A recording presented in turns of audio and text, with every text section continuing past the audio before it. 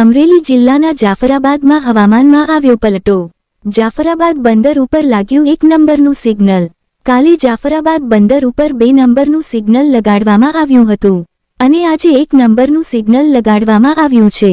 જાફરાબાદ તાલુકાના ગ્રામ્ય વિસ્તારો સહિત શહેરમાં વાદળછાયા વાતાવરણ વચ્ચે વરસાદી માહોલ। મહુવા અને ગ્રામ્ય વિસ્તારમાં બપોર આસપાસ મહુવામાં ધીમી ધારે વરસાદ પડ્યાના અહેવાલ। હવામાન વિભાગની આગાહી અનુસાર આકાશમાં કાળા ડિબાંગ વાદળો છવાયા। રિપોર્ટ કાળુશા કનોજિયા।